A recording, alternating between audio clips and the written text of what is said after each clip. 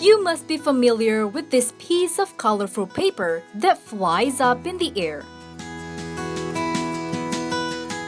Yes, it is called kite.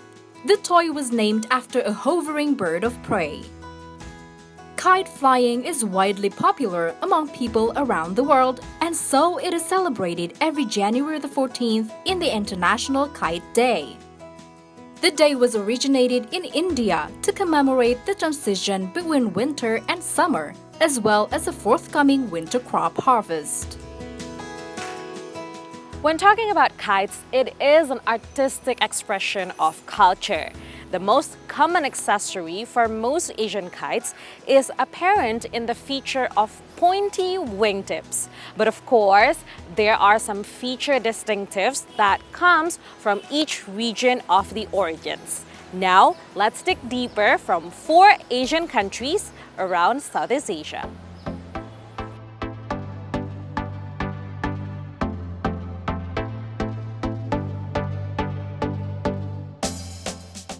In Thailand, there are 2 common types of kite that are also commonly used for competition. The first one is called the chula, dubbed as the king of kites. It is a large kite with pointy wingtips and a bird-like tail.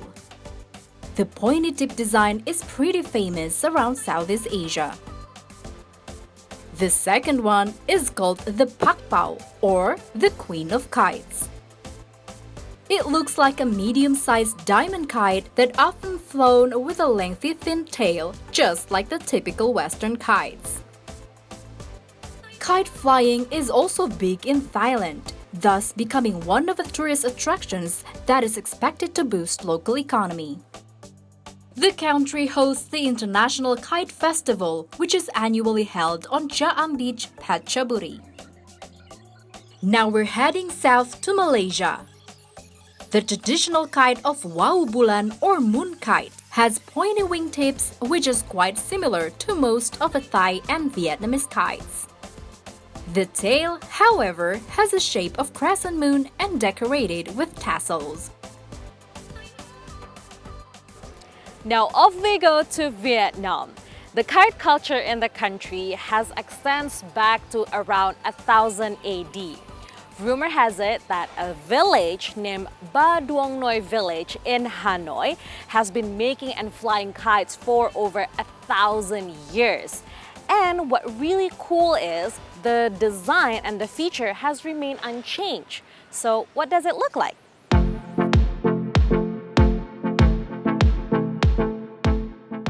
It is such an elegant flying wing that must have required skilled craftsmanship to create one.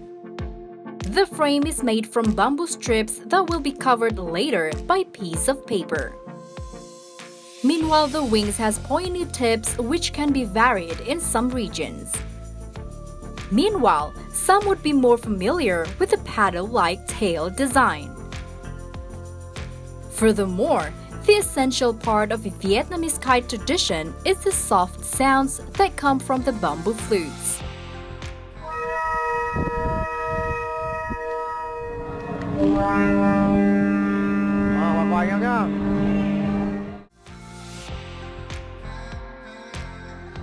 Moving on to Indonesia, where people enjoy flying kite all the time, especially during the dry season. And Bali is one of the best places to go when one wishes to enjoy kite flying. Thousands of visitors have come to Bali during the season, for some part, to join the Bali Kite Festival. The annual event features 3 traditional kites that highlight Bali's unique culture. One of the traditional kites is called bebean. Bebean is the largest of the 3 and shaped like a broad-mouthed, split-tailed fish. Next is jangan. Jangan has a broad, flowing tail that can reach more than 100 meters.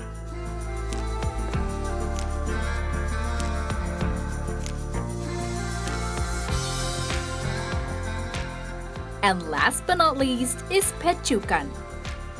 Of all the 3 traditional kites, pechukan requires the highest skill to master due to its unstable design.